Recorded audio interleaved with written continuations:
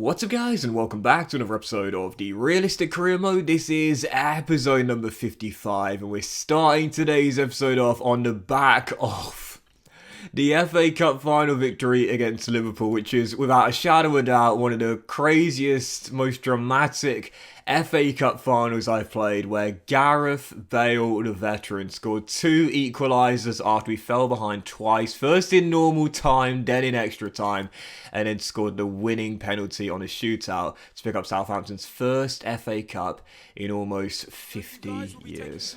Yeah, was pretty pleased with that, as you might have been able to tell watching the episode. Anyway, to start today's episode off here, we have the season finale of Season 3, and heading into the final two games of the season, our penultimate one in the campaign was going to be my 150th in charge of Southampton. Feels like I only took over yesterday, taking on Brentford here in the final game of St Mary's this season. Obviously now, it really doesn't matter what happens in the final two league games, because as we talked about in the last episode, winning the FA Cup means you qualify for the Europa League for the following season. So whilst after a poor run of form, we've dropped to 7th in the table, and we head into today's episode 4 points off Spurs and Leicester in 5th and 6th. Doesn't matter, because even if we finish in 7th, 8th, 9th, or even 10th is still possible. We still got Europa League football at St Mary's once again next season, courtesy of winning the FA Cup. So heading to the game against Brentford, still wanted to win our final game at St Mary's this season on the back of a really poor run of form in the league here, taking on Thomas Frank as Brentford back in the Premier League after their relegation back in Season 1, promoted last year in Season 2. This might have been the game where we'd see for the final time at St Mary's Ritsu Doan and Gareth Bale. Bale, the hero of the FA Cup, hasn't said he's going to retire, but there is still that possibility. And as for Ritsu, as we know, missing out of the Champions League for next season, I'm pretty sure he'll get a big bid at 87 rated, and I will let him go to a Champions League side in the summer. But taking on the Bees here, I've got to be honest, I don't know what's happened to us recently in the league, but I have just absolutely bottled it. I mean, there's nothing to play for now, so it's not a big deal, but I still didn't want to lose my final game at St Mary's against Brentford with nothing to play for. Dervis Soglu scores a late winner, and the Bees get the 3 points on the South Coast. But what has happened in the league to end the season? I do not know. No wins in our last 5 games, I think it is now. And it means with a game to go, how about this for a title race, by the way? Manchester United, Man City and Liverpool all separated by 1 point. 74-74 for the Manchester clubs and 73 for Manchester City. On the final day, we could have been caught by both Chelsea and Aston Villa, who were both 3 points behind us in 8th and 9th, as Oscar and Salah were going to have a 2-horse race for the Golden Boot on the final day. So both Chelsea and Aston Villa could possibly pip us to 7th on the final day. Didn't mean anything to us, but 7th is of course the Europa Conference League spot. So Gerrard and Tuchel's side desperate to win on the final day and get European football at Stamford Bridge and Villa Park respectively next season. But heading into the game here against Watford, final day of the season, you saw my lineup. It was still quite a strong one, because after a poor run of form, even if we dropped to 9th place, we'd still have European football next season in the face of Europa League for winning the FA Cup. I didn't want to have yet another game without a win. So taking on the Hornets, final game of the season, Vicarage Road. You might have seen in the lineup, I gave him his debut. Oh my goodness, what a dream debut for the 16-year-old reverse Ian Robben Marcel de Koning with a glorious volley into the far corner, and we take the lead at Vicarage Road. Great header by Salisu, and the first touch with the knee, and the volley, half volley even, absolutely sublime by our number 44, Marcel. I tell you what, I said we promote him out of the academy. I was kind of disappointed I couldn't leave him in the youth squad, because he's not going to get any game time this season. His first minutes on the pitch as a pro football player, 18 minutes in, he's got his first goal in pro football. Oh my goodness, I can't wait. 91, 94 potential. This guy is going to be a star on the South Coast, but I'm going to have to try and loan him out next season, because he just won't get any game time in this season behind Lookman, Eze, Lewis, Potter, Johnson as well. It's just too hard to get him the game time. But even so, Che Adams got our second of the game, whilst the Hornets would get back in at white towards the break. We had been the better team in the first half. Could have been 3-0 up really in the first half. Only needed by 1 at the break, courtesy of that late Watford goal in the first half. I played some really good football football, and it's really difficult. I've talked about this before, but you know, in seasons coming towards the end of campaigns, I've mentioned this many times, I buckle under the pressure like crazy. You know, if you've been watching me throughout FIFA 22 this year, you would have seen, you know, my Bielefeld career mode, which I just finished a couple of months ago, I bottled an 8-point lead at the top of the table to surrender the Bundesliga to Bayern Munich. In this season, we had a golden chance of the Champions League, and I've gone on a horrendous run of form towards the end of the season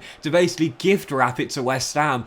But on the final day when there's nothing to play for, I'm doing stuff like this. I'm absolutely tearing the Hornets apart. Ritsu scored potentially his final goal as a Southampton player, and 66 minutes in, it was good to see this. Major goal drought for Adam Armstrong, but a goal on the final day to break his curse and wrap up the points. Final score at Vicarage Road, Watford 1, Southampton 4. And a pretty perfect finale to what was a good season all in all, even though it was a bittersweet one towards the end of the league campaign, only winning one of our final 6 Premier League games. Armstrong breaking his goal drought, Ritsu scoring for perhaps the final time, Shea Adams sublime, and of course Marcel on his debut getting a goal for his first ever start in pro football. Oh, I can't wait for next season, man. So in the end, it was the Red Devils who won the title to beat Brighton on the final day. Liverpool runners up by a point and Man City in third, 2 points off Manchester United. What a close title race that was there. But West Ham did indeed cling on to a Champions League spot, with Leicester and Spurs joining us in the Europa League next season, as we held off Chelsea and Aston Villa in 8th and 9th and got 7th place this season. But it's not Europa Conference League, it's Europa League, courtesy of winning the FA Cup. So no European football at Stamford Bridge or the Emirates Stadium next season, as Arsenal also had a tough campaign, finishing in 10th this season. Got to say, Thomas Tuchel and Mikel Arteta might be wondering, is their time coming to an end there in London? It was indeed Oscar that won the Golden Boot this season. It was great to see Bale get in the top 25 as well, 10 in 26 this year. Salah won the assist title, but I don't know how, because he had the same amount of assists as Che Adams, but Adams played 7 fewer games.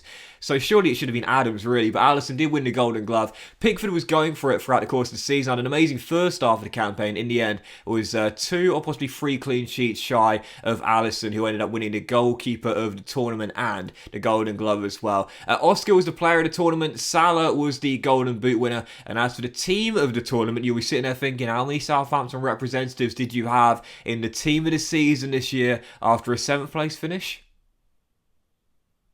Well, the answer was none. I don't remember the last time I had no players in a team of the season. Yep. Manchester City won the Carabao Cup, beating Arsenal by a goal to 0. Of course, we were the FA Cup winners after that dramatic final and semi-final win over Spurs as well, don't forget. As for the Europa Conference League, Spurs got to the final,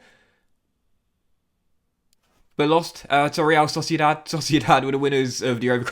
I don't know why it took so long to get to that. Sociedad won the Europa Conference League. As for the Europa League, obviously Fiorentina knocked out in the quarterfinals. They themselves knocked out by Atletico, who took on Napoli in the final. And it was the Italians who ended up getting the silverware this season, with John Stones standing next to it. And as for the Champions League this year, Liverpool were the furthest English team in the competition, going all the way to the final and also winning as well. Beat Borussia Dortmund by a goal to 0. Liverpool, one of the best teams, if not the best team in the world, winning yet another Champions League. So, yeah, there you go. So, that will do it for Season 3 with Southampton. And one of the final things you'll see as I'll show you the squad here is the youth team. As you can see, I think there was 5 or 6 players wanted to terminate their deals. And when you look at the academy here, it's absolutely stacked. There are some amazing young talent in here. I think Van der Meer, the young goalkeeper, looks fantastic. But it's going to be hard to get him game time with Bousquet, of course, out on loan at Augsburg right now. Potential to be special. You would have seen as a young fullback called Fletcher, who we gave a pro deal to as well. And, of course, the young winger Beckett as well. We got a great academy, so no surprise a few of them wanted pro deals. I gave them all pro contracts as we end the season off here with one final look at the squad.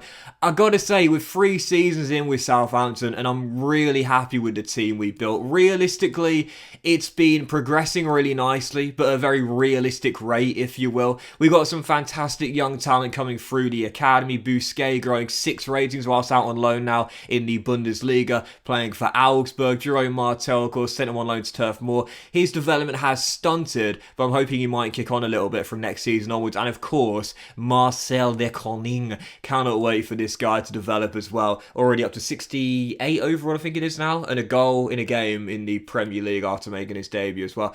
It's a fantastic Southampton team, and on the back of another successful season in the Premier League, where we once again finished in the top 7, might have dropped 2 places after last season, finishing in 5th place and failed to qualify for the Champions League once again, but you would still say Europa League back-to-back. That was my target, and we got it once again, courtesy of winning our first major honour of the save in the FA Cup.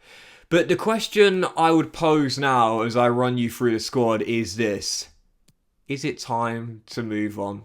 Now, this series is all about realism, and I gotta be honest here, our team is getting fantastic. We got Ritsu at 87 overall, we got Ward-Prowse at 86 overall, Salisu I believe is 86 overall as well, and some awesome players alongside them as well. Lookman 85, for example. This is a tremendous Southampton team, and we're on the cusp of becoming a 5-star team.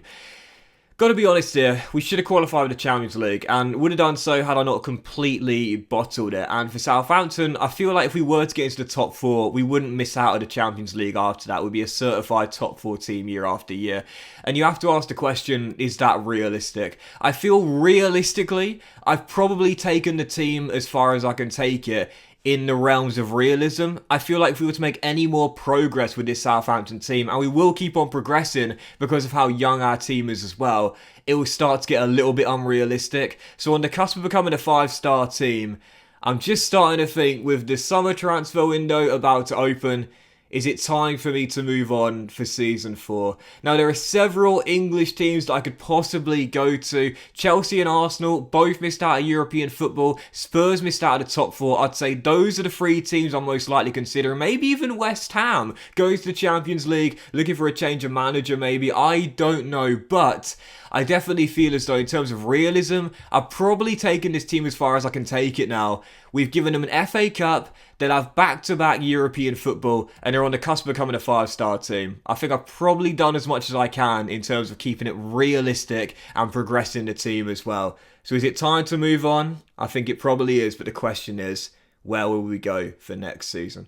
Well, that was today's episode of the Realistic Career Mode, guys. Massive thank you for watching. If you have enjoyed, if you have, then please do drop a like. Much love to you all. Have a fantastic day, leaving you on a cliffhanger. And again, please do remember, guys, this series is all about realism, and I think realistically we've taken the Saints as far as you could see them going in real life. Even so, have a great day, guys. Thank you for watching the season and the episode. Much love to you all, and I'll see you for the beginning of Season 4, most likely at a new team. The question is, where are we going to be? Have a great day, much love, and I'll see you for the new season, Season 4 of a new club, very soon.